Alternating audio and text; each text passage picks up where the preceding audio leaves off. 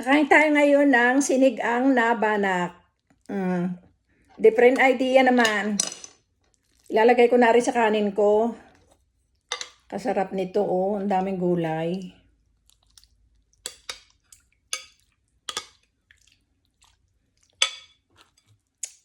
Akin munang ipinrito ang aking banak pagkatapos ay aking isinigang.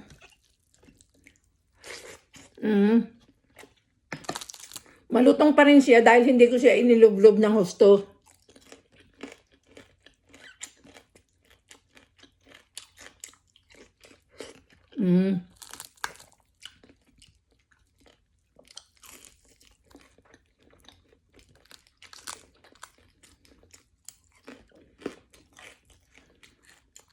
May sausawan ako ditong patis.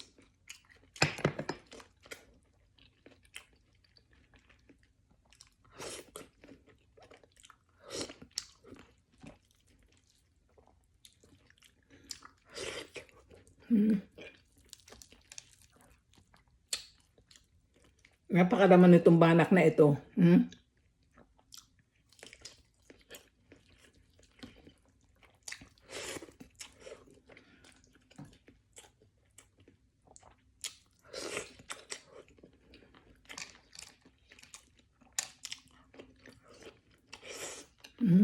Sarap.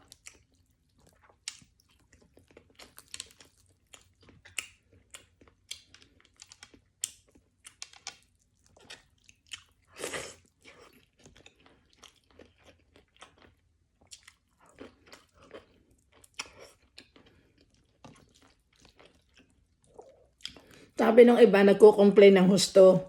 Bakit daw ako kung kumain na slurp? Ayan ang gusto kong sound eh. Magana kumain pag may sound. Ganito oh. Hindi ba? Ayun. Ayaw naman ninyong marinig yung aking mga slurp sa pagkain. Eh di, wag na lang kayong manood. At ito naman ay pray.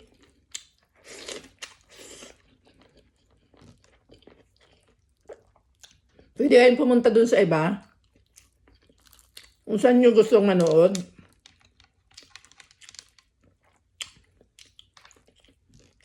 Para masiyahan kayo.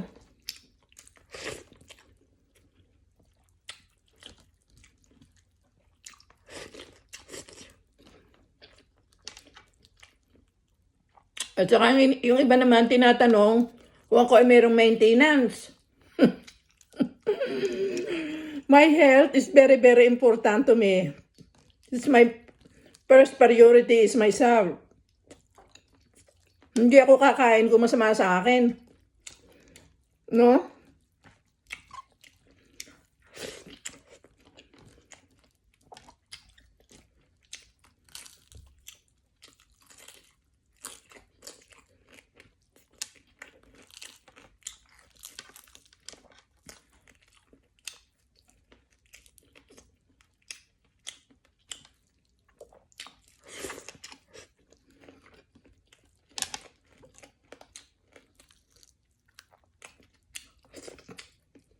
Kainin mo kung anong gusto mong kainin. Kung bawal naman sa iyo, huwag kang kumain.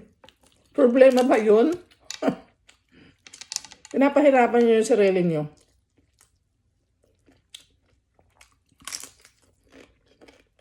Imbis na masiyahan kayo sa panunood sa nakain ng iba para katulad nung another idea kung paano kayo magluluto ng isda, kung paano ang gulay.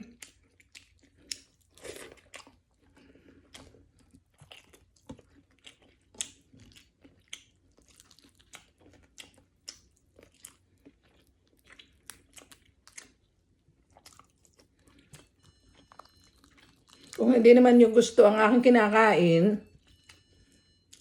manood kayo sa iba. Di ba?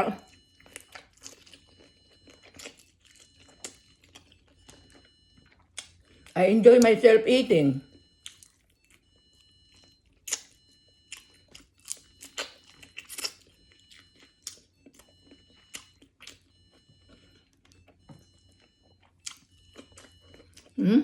Pakasarap yan.